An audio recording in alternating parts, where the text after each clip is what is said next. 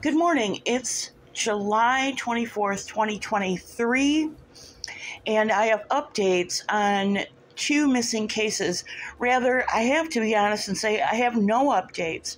So the first up is Keshaun Williams out of Ohio. He's the only person listed on the front page with an active Amber Alert. He is still missing on the National Center for Missing and Exploited Children's update list.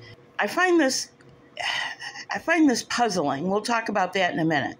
I want to direct your attention to the quote that's been up on the screen.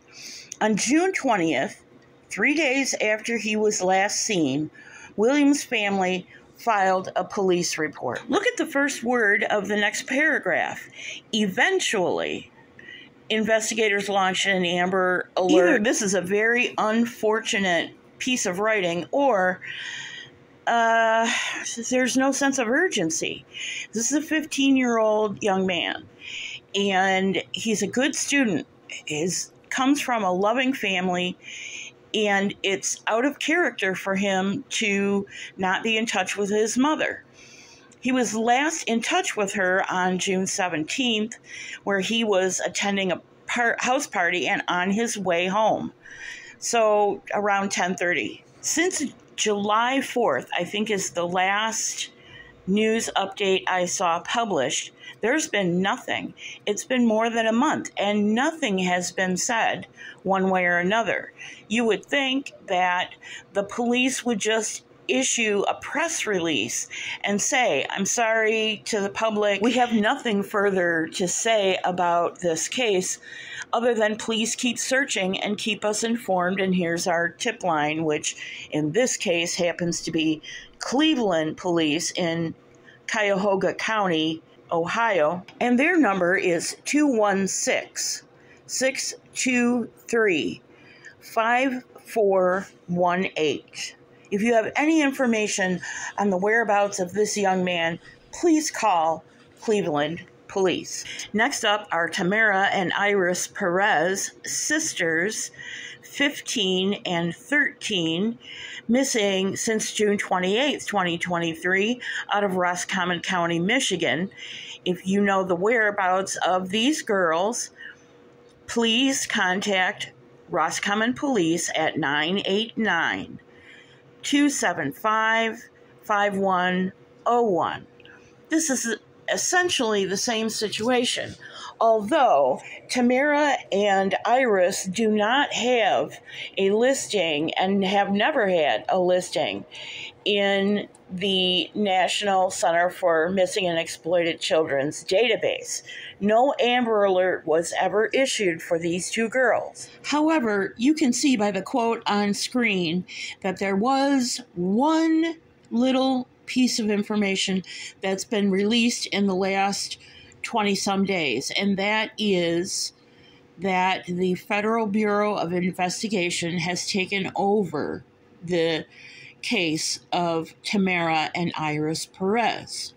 So I guess there's some satisfaction in that.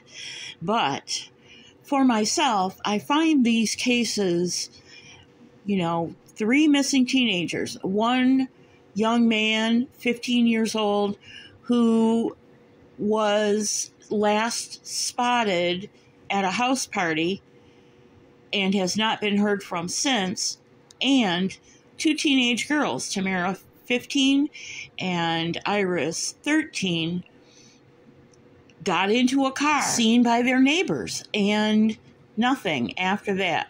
The fact that I had to go really digging far and wide in my own state to find anything since June, well, actually since the first week of July, and got that little tidbit about the FBI from a news source that is way far up north in our state, not a main news source, really puzzles me. Off and on in the true crime community, there is a discussion about why we do not have missing children's pictures on milk cartons anymore and why we don't see those flyers in our mailboxes. And the sad truth is that for the amount of money it costs to produce that packaging or those flyers, the return on investment just isn't there. In other words, it's not as effective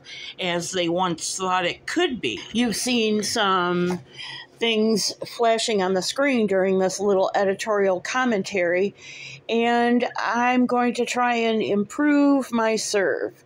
So from now on, you will see in all videos that I produce, regardless of what the content, you will see the little crisis hotline icon. Get used to seeing it, because if you are in crisis, please pick up the phone. Don't wait. Don't talk yourself out of it. Talk to somebody who can at least give you some clarity and maybe some direction towards local help. I also think that as a society, we need to do better. We need to have the same sense of importance and urgency that we once did when it came to milk carton photos and fingerprint cards. That's why I created the Find Me Junk Journal, to give you a creative way to work together with your children and teach them as you make the journal about safety and about how to get themselves out of an uncomfortable situation, no matter what that situation is. I wish I had better news on either one of these cases, but I am feeling a little bit better about Tamara and Iris Perez now being managed by the FBI. Thank you so much for joining me. I hope you got something out of this podcast, and I will see you real soon.